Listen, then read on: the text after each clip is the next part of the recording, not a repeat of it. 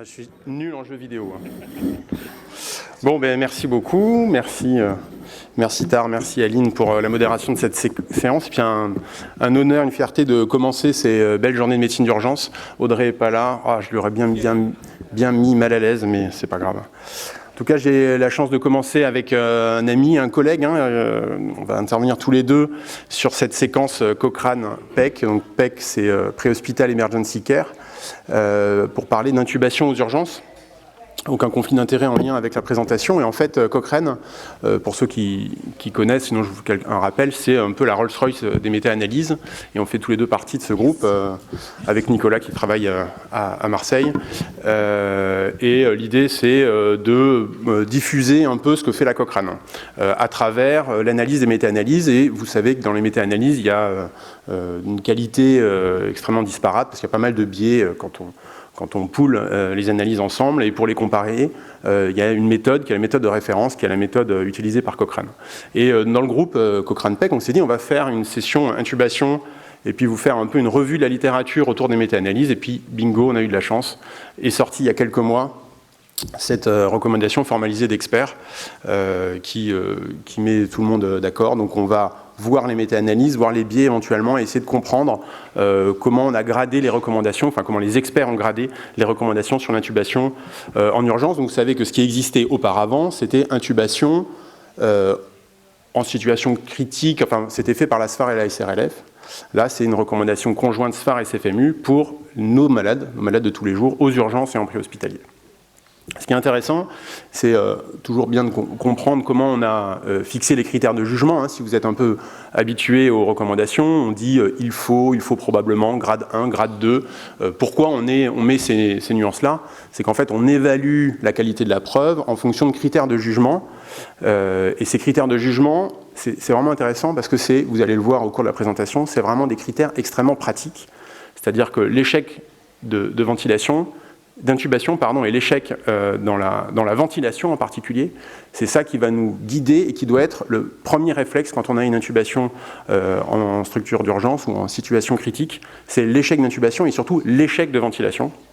Et puis on va voir que plus d'une intubation, c'est-à-dire une intubation qui a nécessité plus d'une fois d'essayer de passer la sonde dans la trachée, c'est associé à une grosse morbimortalité, on va le voir aussi.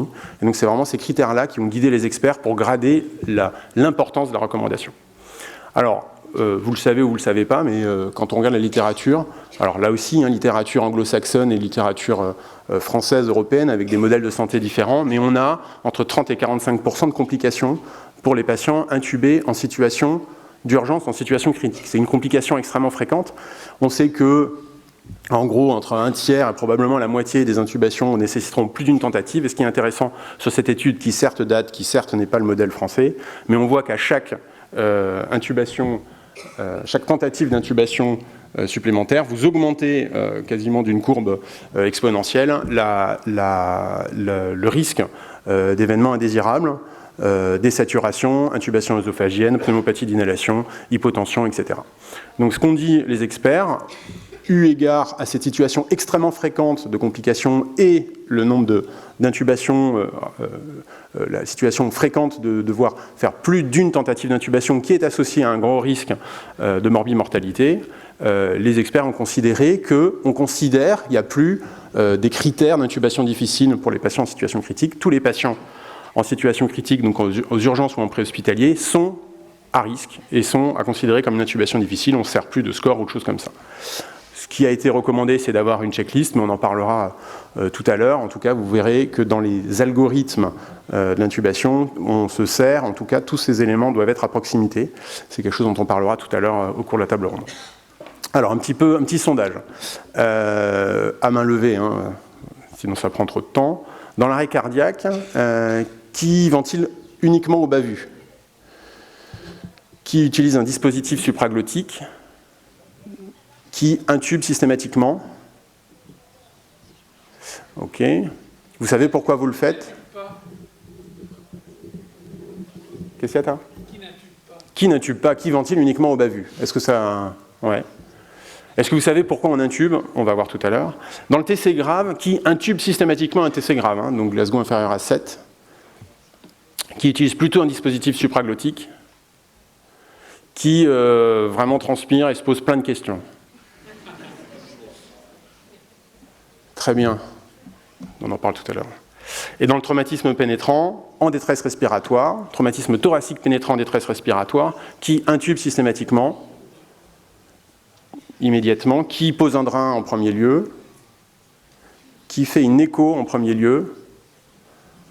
Bon, les DES de Strasbourg, j'espère que vous faites une écho en premier lieu. Alors dans la CR, effectivement, on intube, spoiler, oui, il faut intuber.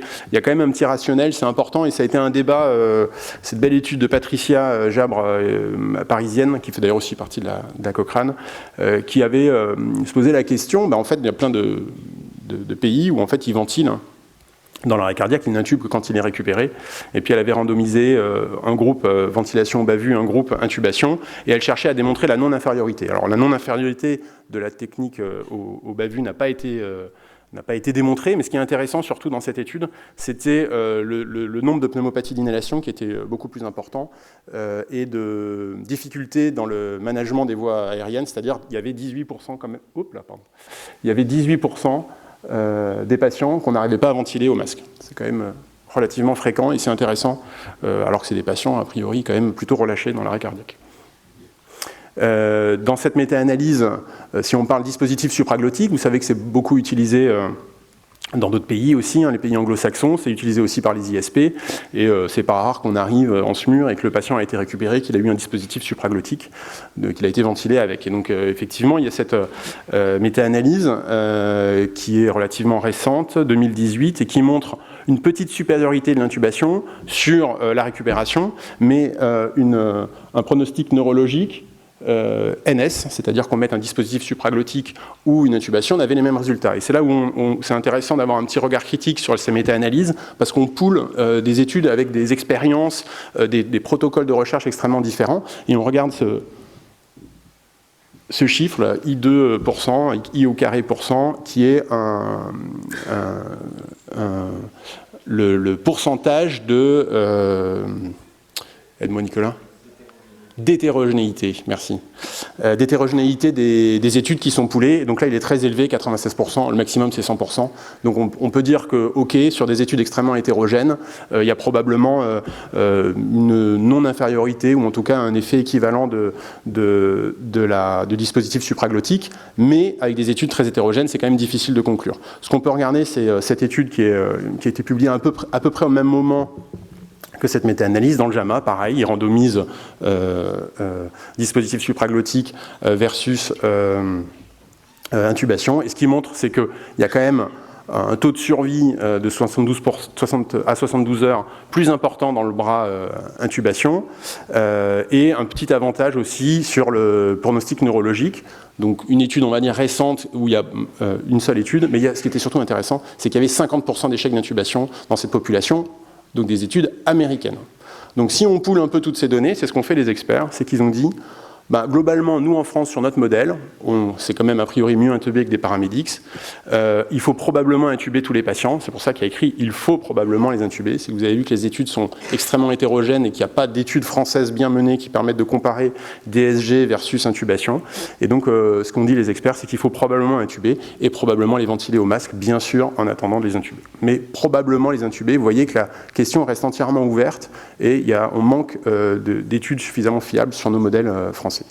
Pour ce qui est du TC grave, vous savez qu'il y a une balance dans l'intubation. Vous avez vu le nombre d'événements indésirables lors de l'intubation, le risque d'hypotension, le risque d'hypoxémie chez ces patients-là, qui sont souvent également hypotendus, traumatisés sévères.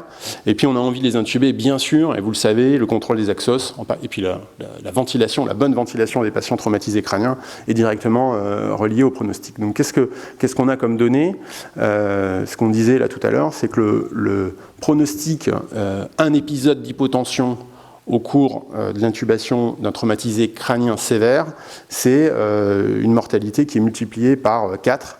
Et puis ne parlons pas de l'hypoxémie, et puis ne parlons pas de l'association des deux. Donc gros risque lors de l'intubation, parce que vous pouvez clairement aggraver la situation en intubant un malade. Même si vous avez envie de contrôler la capnie, envie de contrôler son oxygénation, si c'est une intubation qui se passe mal, vous mettez en danger le patient. Et cette étude, cette méta-analyse Plus One, qui montrait que clairement, il y avait un effet négatif de l'intubation du traumatisé crânien grave en préhospitalier quand elle a été réalisée par des opérateurs à l'expérience limitée.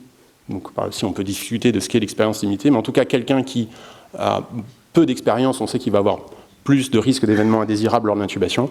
Là, clairement, vous voyez le plot, il est clairement en défaveur de l'intubation en préhospitalier. Donc, qu'est-ce que disent les experts? Ils disent exactement ce que tu as dit, Solène, c'est-à-dire qu'il faut se poser des questions et qu'un patient qui est traumatisé crânien sévère, il ne faut pas se jeter sur l'intubation.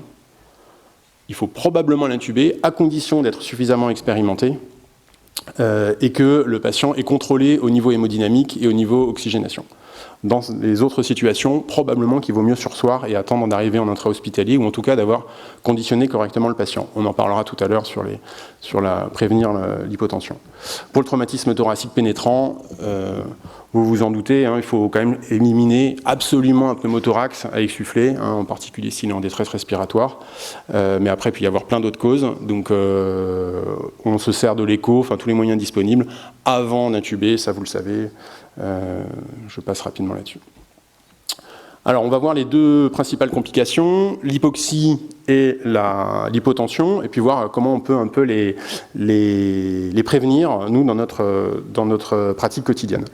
Alors, revue Cochrane, préoxygénation apnéique, c'est on met le masque à oxygène chez le patient qu'on va intuber, puis on le laisse, puis quand on a eu l'induction, le patient arrête de respirer, puis on part du principe un peu physiologique qu'il y a un peu un mouvement d'oxygène dans les voies aériennes. C'est un concept assez séduisant. Bon, en fait, ça ne marche pas du tout. Revue Cochrane, vous voyez le risque d'hétérogénéité, il est à 0%. Ça a été, quand on dit ça à Rolls-Royce, c'est qu'ils ont vraiment essayé de pouler les études en faisant d'homogénéiser au maximum les études. Et on montre que de laisser un masque à oxygène à un patient qui est apnéique, ça sert à rien. Première étape. Deuxième chose, c'est est-ce qu'avant l'induction, on peut faire quelque chose? Est-ce qu'on doit les mettre sous oxygène? Est-ce qu'on doit faire autre chose? Une très belle étude, deux belles études dans le New England qui parlent de ça. Une relativement récente, c'était avant l'induction, vous en avez probablement entendu parler. Des patients étaient randomisés dans un groupe avec oxygénation au masque. Donc les gens respiraient, ils n'étaient pas encore endormis, ils n'étaient pas induits. Et un masque à oxygène classique. Et puis les autres avaient la VNI avec des réglages, vous voyez, pas non plus foufou, une aide à 10, une PEP à 5. Et puis on vérifiait que les gens respiraient quand même, qu'ils avaient une fréquence respi supérieure à 10. Et ce qu'ils ont montré, c'est quand même un très très net avantage de la ventilation non invasive. Pas plus de vomissements, pas plus d'inhalation. Et puis même chez les patients qui étaient à fort risque de vomissement, vous voyez les patients obèses en particulier, il y avait moins de risque, moins de risque d'hypoxie lors de l'intubation. Donc clairement un avantage très très significatif à la VNI, y compris pour les patients qui ne sont pas en détresse respiratoire. C'est juste au-dessus ici. Vous voyez que la bande ne coupe pas la ligne du zéro. Et donc un avantage clair pour la VNI avant l'induction. Après l'induction, qu'est-ce qu'on peut faire? Après l'induction, c'est aussi étude qui est plus ancienne, 2019, mais aussi publiée dans cette petite revue anglaise. Quand les patients sont en apnée, on ne leur met pas le masque à oxygène, on les ventile. Donc on se dit, on a toujours peur qu'ils vomissent, des choses comme ça. Pas du tout. Une très nette diminution, un très net avantage en faveur de la ventilation au masque, y compris chez les patients qui n'ont pas eu de VNI auparavant, donc vraiment un avantage, y compris chez les patients qui n'étaient pas en détresse respiratoire auparavant. Donc moins d'hypoxie quand on a fait de la VNI et quand on a ventilé au masque. C'est ce qui a amené les experts à recommander déjà de faire une préoxygénation systématique avant toute intubation, même chez les patients qui ne sont pas en détresse respiratoire, qu'il faut probablement utiliser une préoxygénation à la VNI pour tous ces malades-là, tous les malades, pas que ceux en détresse respiratoire, et que chez les patients qui sont hypoxémiques, soit au cours de leur histoire avant l'intubation, soit au moment de l'induction, probablement que quand ils ont cette phase apnéique, qu'on attend la minute après l'induction, il faut les ventiler au masque, FiO2 100%, jusqu'à ce qu'on passe la sonde d'intubation dont vous parlera tout à l'heure Nicolas. Sur l'hypotension, on en a parlé, c'est très très fréquent en fait, 42% sur certaines séries. Et c'est la cause principale d'arrêt cardiaque en post-intubation. Cause principale d'arrêt cardiaque et cause principale aussi de séquelles neurologiques chez les patients traumatisés crâniens sévères. D'accord ? Donc vraiment quelque chose qu'il faut absolument guetter et bannir absolument. Qu'est-ce qu'on peut faire ? Malheureusement, les études pour l'instant sont plutôt décevantes. Cette étude qui est intéressante, mais c'était des patients tout venant, c'était pas forcément des patients à risque d'hypotension. Et on avait dit, bon, on leur remet à tous 500 ml, hein, c'est une pratique. Moi j'avais appris ça quand j'avais commencé la médecine d'urgence, on les remplit tous de 500 de filles. En fait c'est NS, il n'y a pas plus d'hypotension ou moins d'hypotension. On met des amines systématiquement, alors ça c'est une analyse secondaire d'une analyse plus grande, d'une étude plus grande.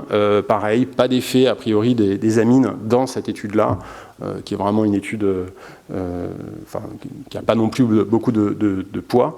Et il y a des études qui sont en cours pour tester des stratégies combinées, remplissage amine, en particulier chez les patients à risque d'hypotension. Je n'ai pas mis les études parce que sinon on pourrait en parler des heures, mais comment on repère au mieux un patient qui est à risque d'hypotension. Bon, déjà, le patient hypotendu est à risque d'hypotension, donc en dehors de ces malades-là, c'est des malades qui sont tachycardes essentiellement, vous connaissez le choc index. Et ce que montrent les études, et ce que suggèrent en tout cas les séries de patients qu'on peut avoir sur des registres, etc. Les patients qui ont eu une hypotension au cours de l'intubation avaient un choc index élevé, c'est-à-dire une fréquence cardiaque au-dessus de la tension artérielle systolique. Ce n'est pas la douleur qui les rend tachycardes, c'est qu'ils sont probablement hypovolémiques, et quand vous allez les induire, ils vont faire une hypotension. Qu'est-ce qu'on peut faire aujourd'hui ? Aujourd'hui, la littérature, elle dit rien, donc il y a absence de recommandation. Probablement que ça sera quelque chose de combiné. Ce que j'ai envie de dire, c'est qu'un patient qui a risque d'hypotension, qui est tachycarde, on va essayer peut-être de temporiser l'intubation pour éviter l'hypotension et l'arrêt cardiaque ou l'aggravation neurologique et trouver soit le stabiliser avant l'intubation, soit peut-être attendre d'être en intra-hospitalier. Vomissement ischémique, et je vais terminer celle-ci, voilà, c'est parfait, pour vous dire qu'en fait on ne fait plus, hein, voilà, enfin, je sais pas. S'il y avait un doute encore. Des études extrêmement hétérogènes. Hein, la revue Cochrane avait dit, en gros, on ne peut pas trop se prononcer. Ça n'a pas l'air de trop bien marcher, mais on ne peut pas dire grand-chose. Il n'y a pas moins de vomissements avec Celic, et puis surtout, il y a des grosses lésions cartilagineuses qu'on retrouve dans cette méta-analyse d'un journal canadien. Mais Celic ne se fait plus, et les experts, je ne vous ai pas mis la reco, non, je vous ai pas mis la reco. Les experts ont dit plus de Celic. C'est pas ça qui va éviter les vomissements, c'est ce dont parlera tout à l'heure Nicolas. Donc ce qu'il faut retenir, c'est sur l'intubation, oui, on intube un arrêt cardiaque, TC grave, attention, attention, privilégier le contrôle hémodynamique avant toute intubation. Vous pouvez réduire le risque d'hypoxémie en utilisant la VNI, et ça je pense que c'est un changement de pratique qu'il faut qu'on arrive progressivement à avoir. Hein. Avant on avait tendance à les laisser au masque à oxygène, ben, probablement que ça il faut changer. Éventuellement la ventilation au bas-vu au moment de l'apnée, après l'induction. Repérer les patients à risque d'hypotension, probablement pour ces patients-là avoir un peu une stratégie d'attente pour les patients à risque d'hypotension quand ils ont un choc index supérieur à 0,9, 0,1. Alors mon collègue vient de Marseille, hein, on dit... c'est comme un match de Strasbourg-Marseille, on se dit c'est compliqué l'intubation, est-ce que je vais y arriver ? Bon, un petit clin d'œil quand même. On peut y arriver. Voilà, je vous remercie.